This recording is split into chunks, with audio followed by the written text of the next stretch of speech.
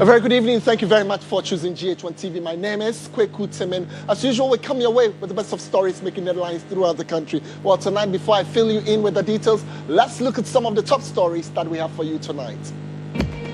Coming up in the next 60 minutes on World Suicide Prevention Day, Mental Health Authority reports a worrying 40% rise in suicide-related deaths in year 2024, prompting urgent calls for stronger intervention as public health crisis rise. We will be live with a psychologist on the driving factors. Also coming up tonight on Insight, we take you live to troubled Solatuna Calba district in the Savannah region, where a sense of uneasy calm hangs over Benyere as displaced residents begin to return to recent nearby communities. We'll bring you details on ongoing relief efforts as we engage NADMO. Well, tonight we'll bring you updates from our world of business as Ghana Statistical Service released some 6.3% growth of Ghana's gross domestic product in second quarter of year 2025. Tonight we'll bring you more on Ghana's growth. Millions in Eastern Congo by an Islamic group has risen to 89.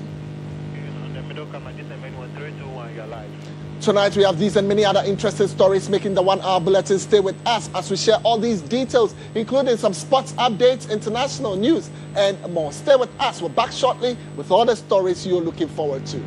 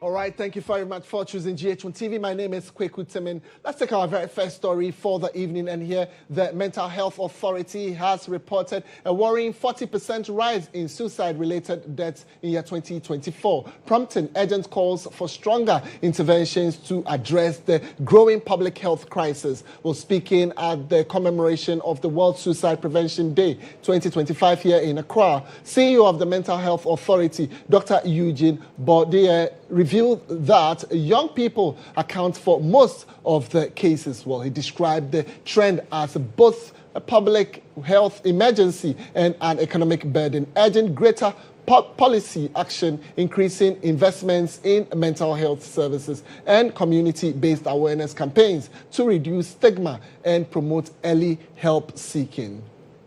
Reported lives lost last year in 2023 was about 134. These are the lives lost, but we know that for every life lost, 3 to 5 times more people will attempt, and that is the unfortunate thing.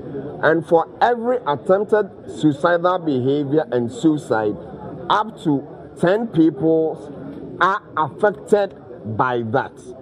So it's very challenging to have these numbers, lose their lives from a preventable cause of death. And that is the unfortunate thing. These were in 2023. Unfortunately, we recorded up to 40% increase in 2024. And the concern here is that could it be due to increased awareness or increased reportage, or actually there are real increase in suicide deaths? We don't have the answers, but the important thing this raised is that we need to do more. We have a lot of work to do because we cannot afford to lose Ghanaians through a preventable cause of death. And this, unfortunately, is death commonly by young people. And these young people have the greatest potential to increase our GDP. And if we lose them to preventable causes of death like suicide, it's very shameful, it's very sad, and the worst part of it is that the other lives they would have affected just by that singular act. All right, so tonight we want you to stay with us on this particular subject. 40% rise in suicide deaths. Really, what could be going wrong? Let's go via Zoom and speak with psychologist Dr. Isaac Newman Arthur for more on this particular development. Doc, thank you very much for your time. We're grateful having you again, but really worrying statistics we're receiving. 40% rise in suicide-related deaths, especially not the old, especially among the young. How did we get here? So I want to say thank you for the invitation, and also I greet you on behalf of Ghana Psychological Association. I think that over the years, our understanding about mental health issues have actually progressed. And so sometimes you may have some numbers because people are reporting, people are becoming more aware of things like that. And I think over the years, interventions by various organizations like our organization, the government, and all kinds of regulatory bodies, it's helped, bridge some gap, in terms of people seeking mental health care.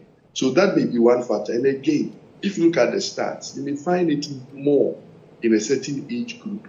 So you may find it between 15 to 19 years. And again, suicide is one of the most important causes of death amongst men under 45, right? And if you look at the issues around that age, adolescent age, some of the problems will be the fact that now people go to what we call adverse childhood experiences, experiences in childhood that actually harms the child in terms of abuse, parental neglect, parenting-child relationship problem. Now we know that the relationship you have with your child is more important than even providing food, putting shelter over their heads, or even sending them to school. And that is why you may have kids in rich homes who have problems because it is the relationship with the parent that is important. Now, I have a lot of parents who are very, very busy with life, and so they don't really have that time for their kids, and the relationship with them is a problem, right? And again, the transition between childhood and adulthood comes with its own problems, biological changes with hormonal changes and stuff like that, cognitive development. So you realize that adolescents become more combative, they want to think for themselves, they become more logical, they become more abstract in their thinking and all that. So if you have a child now transiting to adulthood, there's conflict between the child and the parents. Parents don't understand how to navigate the complexities of that state with an adolescent. And so that adolescent is looking for acceptance and understanding, right? If you're a parent, you do not dictate to an adolescent. You discuss with them because they are in the certain age where they are forming their own worldview, identity, and independence. And parents struggle with that. So you realize that around that time, peer influence go up because a lot of adolescents are looking for people who understand and accept them for what they're becoming.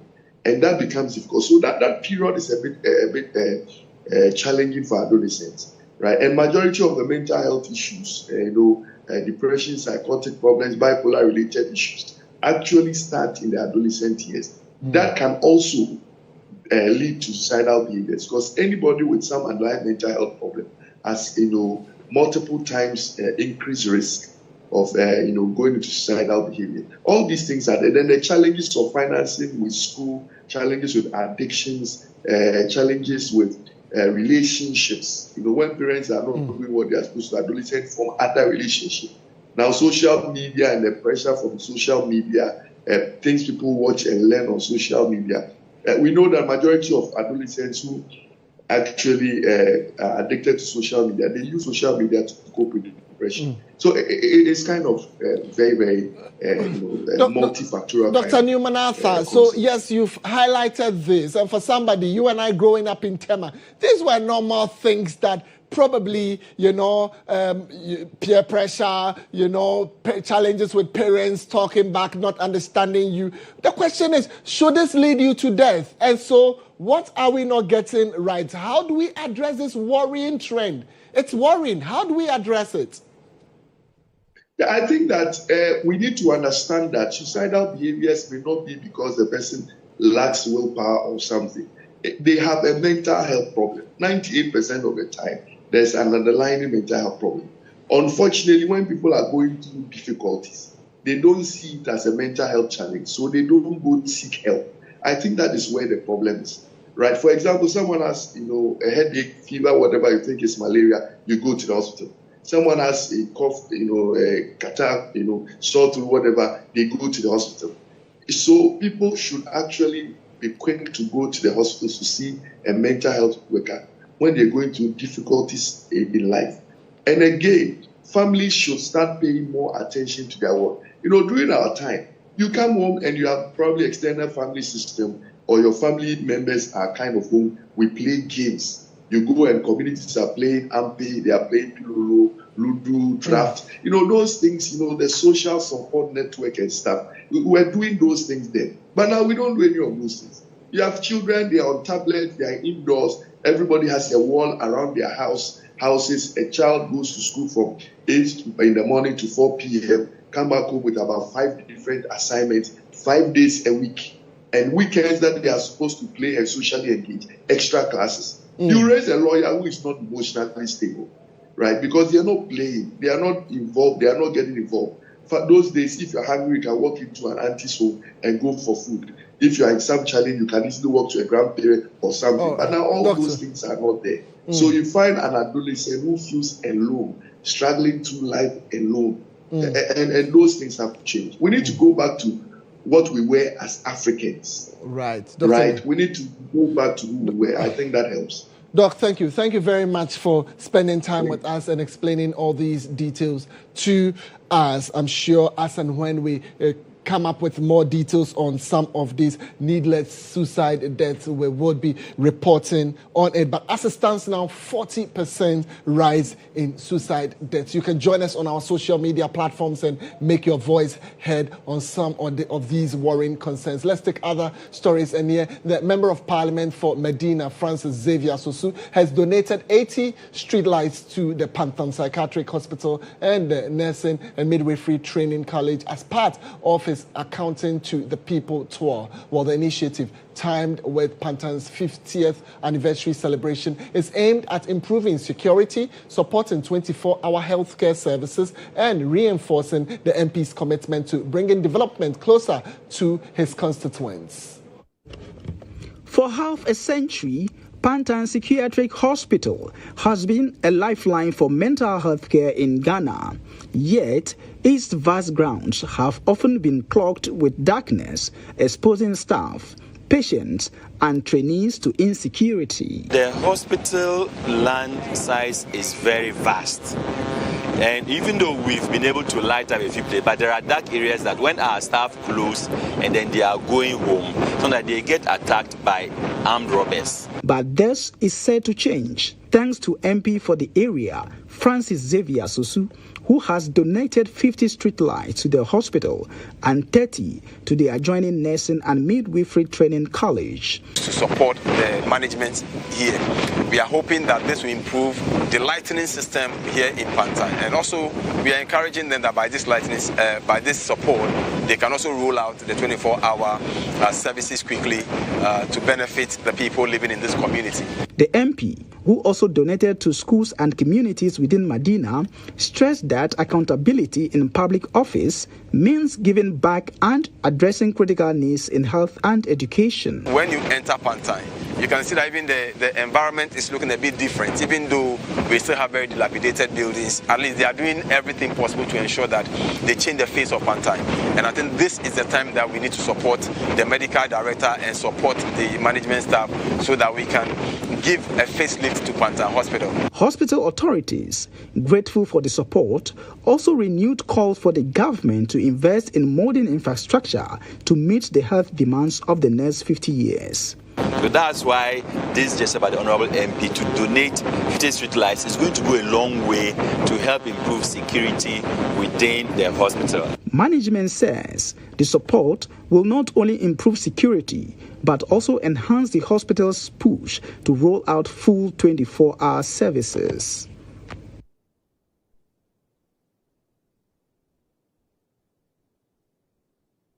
If you're just joining us, this is News Tonight. My name is Kweku Tim, and we're taking a break at this point, but we're coming back shortly with some more updates of local stories. So stay with us. We'll be back shortly.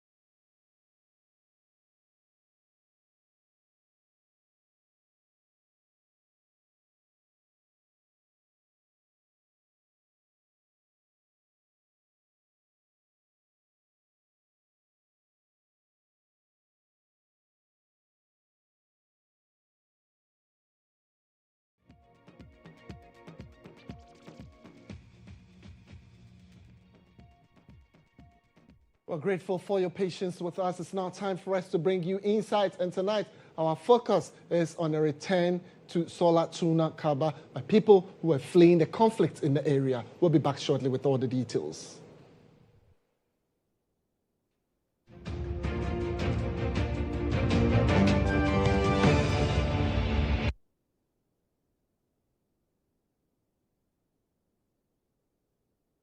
Well, on Inside tonight, a sense of uneasy calm hangs over Benyere as displaced residents begin to return to nearby rural communities. Well, more than 50,000 people were displaced in the Solatuna Calba district of the Savannah region following violent clashes in the Brefo-Gonja conflict. Benyere remains gripped by a sense of uneasy calm as some residents gradually returning to their communities. Well, the clashes, which began on August 23, 2025 in Benyere, quickly spread through the surrounding communities, and the disturbances have claimed several lives, destroyed properties, and displaced tens of thousands. Well, Minister for Interior Muntaka Mubarak Mohammed said the confidence was gradually being restored through joint peace-building efforts by the government, traditional authorities, and security agencies. Well, very shortly, we hit the phones and we'll interact with the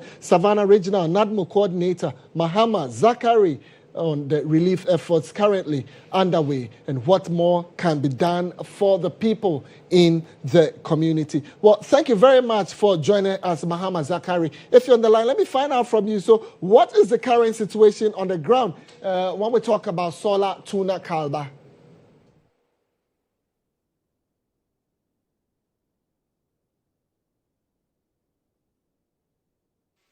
Sorry. Well, so let me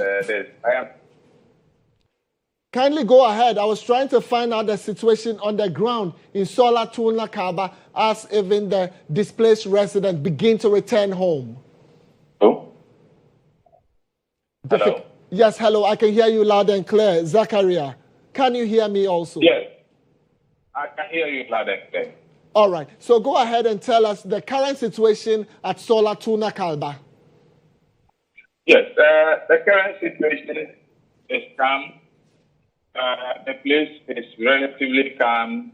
There is some level of peace in the area because for over 1 week now, we've not had any incident of clashes or gunshots or even any sort of, if you like, reprisal attack from either side. And so the environment here is calm. Secondly, I can say that NADMO has responded very well. The government and the Interior Ministry has made available relief items and taken very good care of the people in terms of their feeding and their shelter and all that. Now, I can also confirm that because of the relative peace and calm in the area, many of the people we have at the camp here behind Solar Police Station are returning back to their communities and where they came from. All right, Mahama. The majority of the people are out and they've gone back to their communities.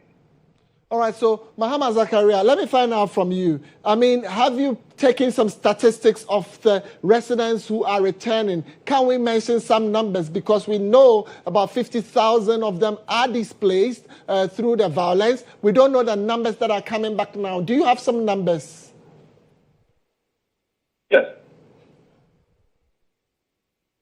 We have at the camp. Our registration, people who pass through the camp, we registered over 48,000 plus who passed through the camps, but others moved down south as the days went by. Eventually, we're having about 1,000 plus people at the camp who were residents. And like as I speak to you today, the numbers has reduced to about 332 or so we still have at the camp. But as the days go by, the numbers keep, increasing. And so we are even hopeful that by close of today and tomorrow, we should have much more numbers at the camp. All right. Initially, you talked about NADMO's efforts a little bit, but let's go back to Solatuna, Calba. What relief efforts have you put in place for these returning residents so that at least their plight will be eased a little bit? Yes, we are having conversations around that. Just this morning, the Interior Ministry and the NADMO State engaged us to see how we are going to have these people go. I mean, it's good to note that many of them would want to go, but how to even go back to their communities alone is a challenge. So the minister and the government is assuring us that we're going to put in place a plan so that we can move these people back to their communities. Because we realize that many want to go, but what to take them there alone is a challenge. I would also add that the plans in place have to do with both security, get security to the communities to make the people feel much safe in their communities, how to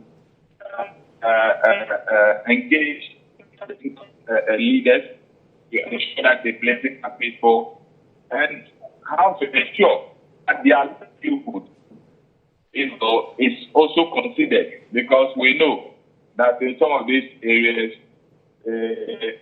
planning and also took up.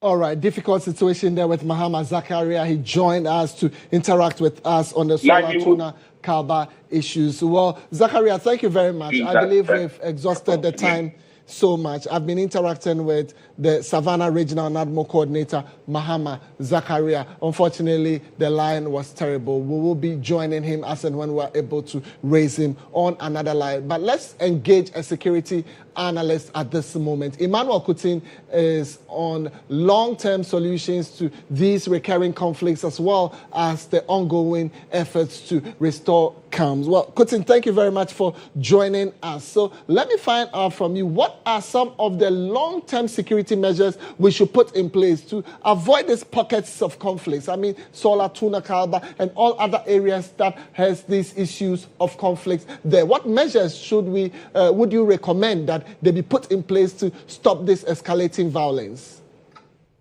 Well, thank you for having me, and very good evening to your cherished listeners. Let me use your platform to really thank the overlord of the Bunja traditional area, the young Bora. Indeed, he has shown leadership after the president met him. And that has always been the call of some of us, that it's a localized conflict and solutions must come within. You realize that the Interior Minister is reporting, and through the NADMO rep, the citizens are returning to their communities because of that nuances of that collaboration, and the olive branch the Yagora have extended to the clan heads or the Burfos. So I say thank you for that gesture. Yes, the long term, I'm always of the view that solutions of this nature must come from within and not the political solution, just like we witnessed in the last few days when the president put up a committee to look at the Beneyere issue. Because we are of the view that when you use the top-down approach, or if you bring solution externally, it doesn't work. The local ownership and legitimacy is the way to go. And secondly, if you look at political solution, it's always vulnerable to government changes. And we don't want to have that kind of situation in Beneyere. Because if you look at what is happening in Beneyere, it's same set of circumstances that we are having in the Boku enclaves. And more often than not, committees of this nature, they only addresses the symptoms and not the root causes. And we also look at how we don't create another Boku in Beneire, where we perpetually manage conflicts, but we don't transform them. Now, if you look at our local government decentralization program, it's quite problematic, especially the creation of the regions. You realize the regions were carved out for regional, for ethnic consideration. And if you look at the country all over, this by itself may create problems to the peace we are currently enjoying as a country and by extension our democracy. You realize in the last few days there have been some arguments over why Akwaba is at our airport and other areas. Of course. Because of this creation of the regions based on ethnicity, you see that ethnic supremacy is really its ugly heads in our body politic. And I'm not sure those kind of things will help us. So how do we overcome that? Government must be very intentional with its development agenda. You realize that Nigeria didn't just start the federation system because of the population bulge, and with other considerations, they went through the federation system. I would respectfully suggest that policymakers should be looking at how we can transform our country into a federation system. We can have 6 federations, and this can kind of bring some sanity into this ethnic supremacy that we are having as a result of the regional creations. Now, there's another portion we have to look at, our land reforms, especially in the northern part of Ghana. I say in the northern part of Ghana because if you look at all the chieftaincy and land conflicts in the north, or any form of conflicts in the north, in the last 40 years, it has been a result of one thing, land ownership. And that has to do with the 1978 Alaska reports. And I always say that the colonial powers have not helped Africa. You know how they petition us, British, Portuguese, and the French, so that they can have hold of our natural resources. In Ghana, that is what the British did. They wanted to have an indirect rule through the chiefs on us. And in the northern region, that is what happened.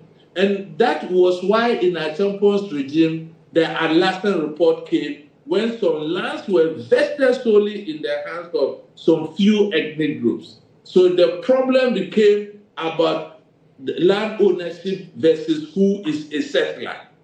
And I think if we are able to intentionally look at these land reforms up north, we could look at replicating it across the country, because land is really an issue that the country national security architecture has to look at moving forward, as it presents a lot of challenges moving forward.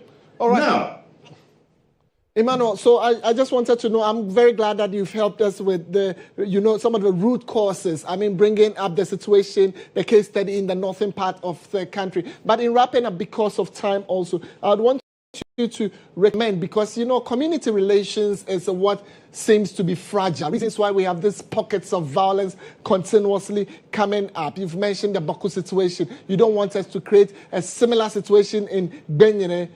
How can community relations be strengthened to prevent future clashes? Because after this conversation, I expect somebody to pick up some of the, knowledge that you will espouse and ensure that we run with it. So we need a transformation peace-building mechanism that will address the underlying conditions and the structural issues. And this has to do with land, economy, and governance. I've dealt with the land. Let's look at the economy. I'm not sure that the youth of the North, if they have something to do with their hands, they will bear arms against their fellow youth. It's never possible. So our common enemy, more or less, is poverty. So as a Northerner, I'm appealing to my fellow Northerners, especially those of us who are privileged to go to school, that what we can give back to our society is not to preach our ethnic supremacy, but how we can come as one to fight the common enemy, which is poverty. So government must be intentional in sharing the national cake across board. Ghana is not Kumasi. Ghana is not Accra. Ghana is not Takrady. If you go beyond these three cities, you will see the level of poverty around. I've always advocated that we have to do what in economics we call comparative advantage. Let's look at our ministries and look at the regions. The regions that have comparative advantage, let's say agriculture, Brahafo is the bread basket of Ghana. You take Minister of Agri to Brahafo. The duty of the minister is not to sit in the office and write VA. It's a practical department where you need to visit the farms and see how the farmers are doing. In other advanced jurisdictions, that is how it's done. That is how we build a country. Now, the government must also look at enabling the private sector in creating jobs for our youth. And if government is so intentional about some of these things, we will be solving other social issues like the KIA. Because if we can do this proper decentralization like I'm advocating, Accra will be decongested. So all in all, my prayer is that we don't risk creating another Boku in Benihiri where we have perpetual conflict managed but not transformed. So government has a bigger role to play. And there's one thing I didn't mention, our chieftaincy. I'll give you 30 seconds for chieftaincy, please. Yes, I've advocated that our chieftaincy institution should be the fourth arm of government. So government must be intentional to transform that institution to play its complementary role with our modern state. I say so because look at the Bunihiri situation. The president had to visit the Yamura. And when that was done, and he extended the olive branch, are the people not returning? Absolutely. So if we wanted to use the kinetic means like we've always done in other conflicts, where we restore law and order and go to sleep, all right, we will still at the same point. So I am using your medium to call on the government that as a matter of principle, in the last 10 years, they should let us know the amount of taxpayers' money they have used in confronting the conflict that has bedeviled this country. Then we can do proper analysis and just oppose development versus spending this kind of money when we go to bed and these things happen and we Thank you, security analyst Emmanuel Kutin there giving us all the pointers. And definitely, like I initially said, let's go back to this to pick some of the pointers in there, and whether it's using the chiefs, whether it's fighting poverty, and ensure that we bring a perpetual solution to some of these pockets of conflicts that we are witnessing. Well, we'll take another break and we're coming back shortly with some more. That'll close it for Insight.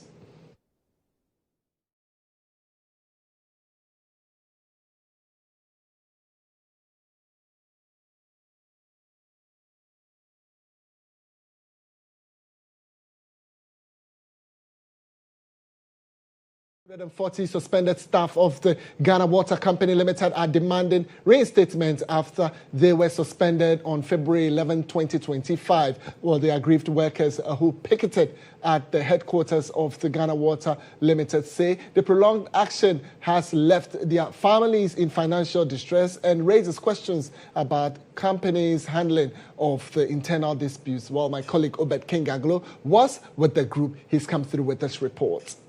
Placards and chanting slogans, the group marched from the Independence Square to the headquarters of the Ghana Water Limited, insisting their suspensions were imposed without fair hearing or due process. Their grievances stem from a directive issued on February 11, 2025, when GWL suspended all recruitments undertaken in November 2024. Our intention for this demonstration is not to paint this administration black or spoil their name, but it's about life and death It's about pockets, money in pockets. We are young Ghanaians who were recruited in 2024, November 2024, as workers of Ghana Water Company. And in February 11th, the new MD came and give a directive to our regional chief managers to suspend us without any reason. The aggrieved staff vowed to continue the picket until their concerns are addressed by the company's management and the relevant authorities. He should call us back to office. We don't know why we are still suspended. We don't know why we are still at home. He should call us back. We deserve it. We came for interview. And so we don't know why we are still at home. Because we've heard that they are already appointing some people and they've even started work already. So we don't know why we are still at home. He should call us back. We've gone through the process. We've gone through every process. For 8 months, we are still at home. No. He's not being fair to us. We called on the Labour Ministry. He told us, that is Honorable Rashid Pepu, he told us that we were employed in November. There's no need that we should be on suspension. And so there is just an audit, which now a year later, the chief of staff is being chaired with her. And so they will call us back to work. Fast forward, we realized that there's a lot of radio silence from Ghana Water. So we called on the HR of Ghana Water. He told us that he has less to do, so let's call on the MD. The suspension, which management says is part of... Well, all is set for us to bring you the latest from our world of business. It was a shock to me when I saw that publication.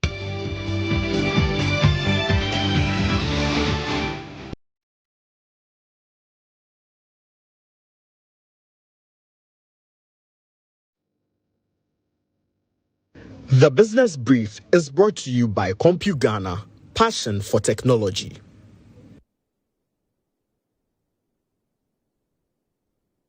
All right, in business tonight, the Minister for Transport, Joseph Bukari Nikbe, has refuted reports currently circulating on social media suggesting government is secretly evacuating excavators from the port at night. Well, according to the minister, the movement of the excavators is part of a government's initiative to decongest the ports. Contrary to reports, the machines are being transported to military installations in not unknown locations. Speaking to the Foster Argo on Star FM's afternoon show, Star Drive, Joseph Nikbe explained that a significant number of excavators are currently held at the port. It was a shock to me when I saw that publication coming from GHOne FM. Over some months now, in our quest to fight against illegal mining, the president caused us to put a ban on the importation of excavators. For that quite long, the Tama port has been deceived by so many excavators that have been imported into the country, which over the months and weeks we have not released to their owners. This created some congestion in the port. So on the 22nd of last month, I caused the port authority to send a public notice that we were starting an evacuation plan to evacuate all excavators from the port to the military installations. One to Michel Camp, to Bama Camp, to Teshe Camp, to the 49 Engineering Regiment, and we started on the 22nd of last month evacuating all those excavators to those military installations. So if any excavators are being moved, they are being moved to those military camps. They are not being released to people as the story is purporting to the public. Those places that we've been given space, that's where we are evacuating all the excavators to. Not that we are releasing them.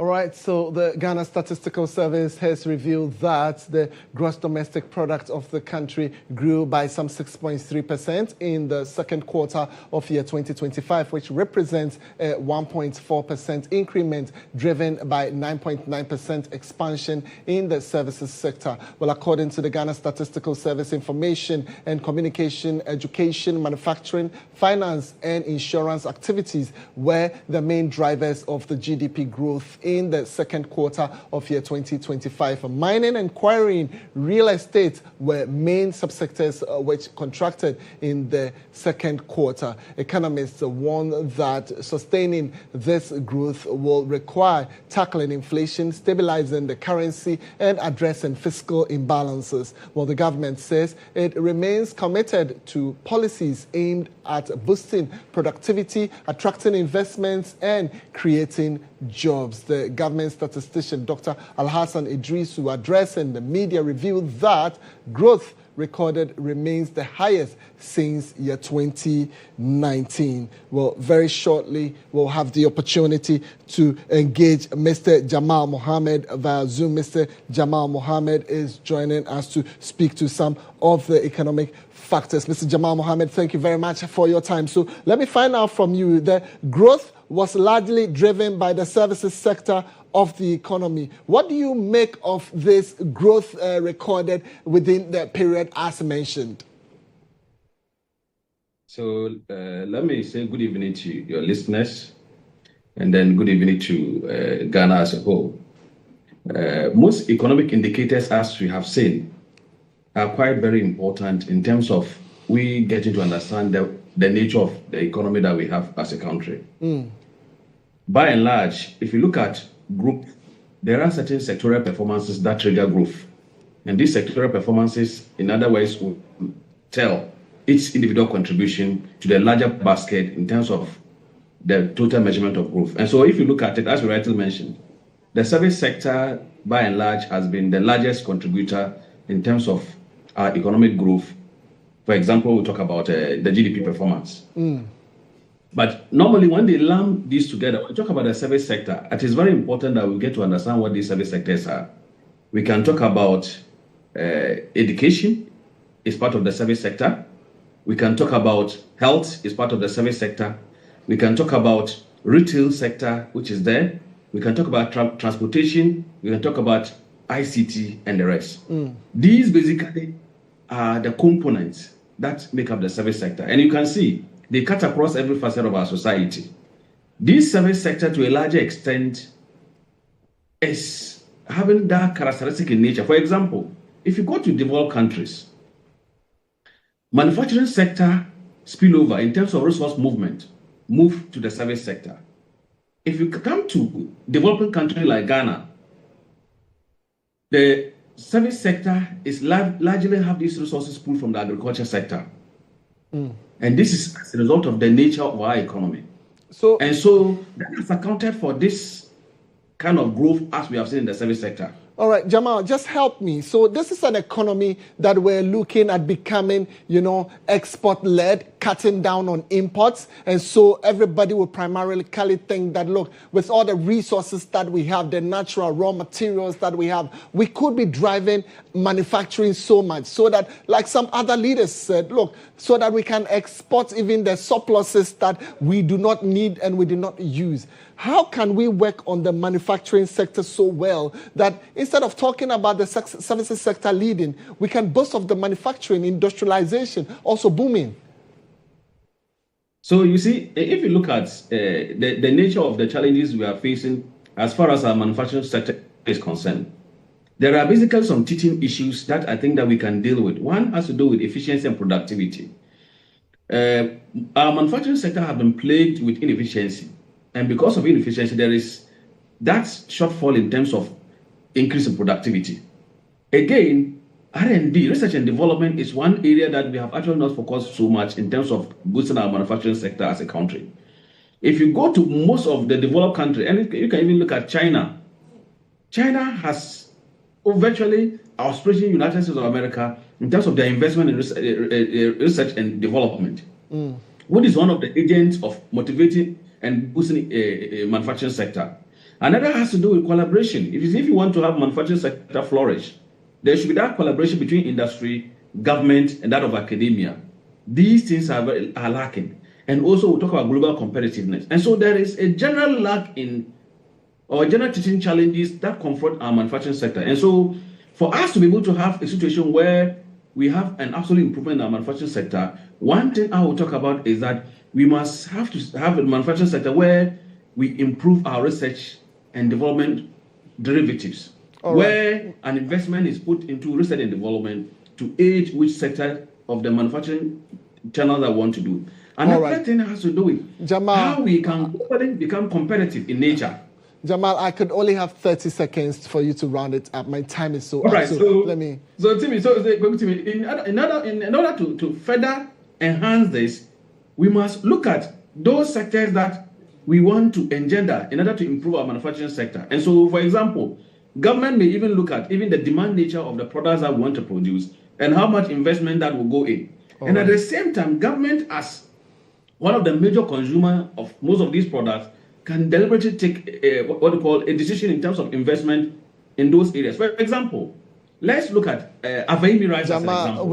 If government wants to increase productivity in terms of rice production, one of the ways government could do is to come in with investment. At the same time, government will come investments in rice and Avaimi will be focused on. My apologies to our economist, Jamal Mohammed. We'll definitely have to make time for him again to speak on the economic issues. But that'll do for business for tonight. We're coming back with more. Stay with us. The Business Brief was brought to you by CompuGhana, passion for technology.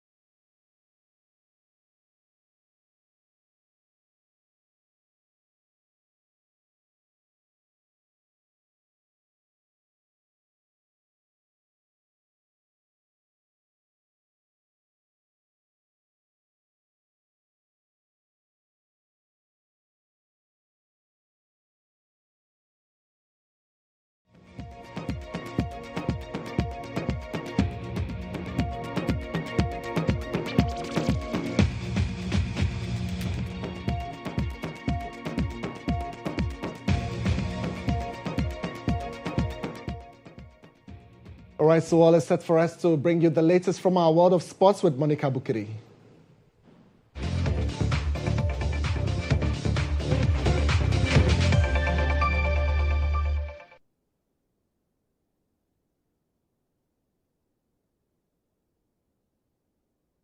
Many thanks for joining me here on Sports Brief. I am Monica Bukari. Let's get to GPL.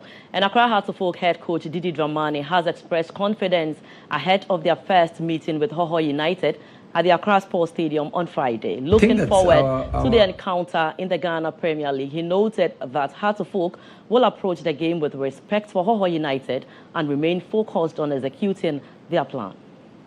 Our goal is to try to compete, adversely in all the competitions across, the structure of our football in Ghana. And so going in the early season against Hoho United tells that we need to package ourselves strongly and stay consistent and more sustainable in terms of all the competitions of the year. We have always been, and it's a very organized side. It's a side that has really put in, a lot in the Division 1. They come with some formidability. They come with some fairness in terms of some new recruits, good players who have played in the Premiership, and they have a very good technical brain in terms of,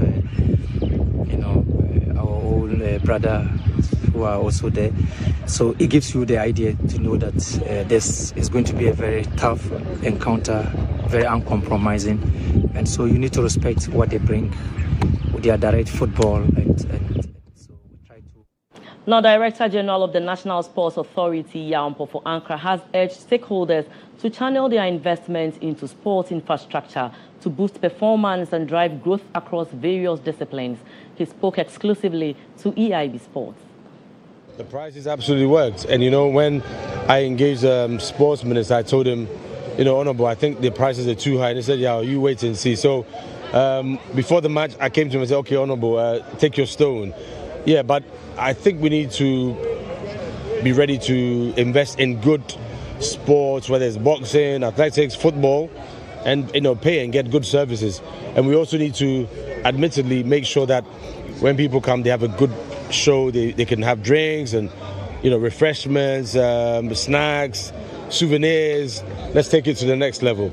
We're working on it and we're getting there. It will take time, but we're getting there. Well, it's the Accra Sports Stadium, and as you can see, there's tennis, there's sports hall, there's a lot happening here. But we need to protect the pitch, and we need to find a way to play as many matches here without, you know, damaging the pitch too much. We need to work on a pitch cover. I know you've been covering that a lot. If we get good pitch covers, it would help. And Ghana Premier League, we need to sit with the FA and the clubs to see how we can also sustain the pitch. They need to invest in the infrastructure, and the pitch is one of them. So hopefully the stakeholders would understand and support us in that regard. Yeah. And that will be it for sports. My name is Monica. Bukari International is up next.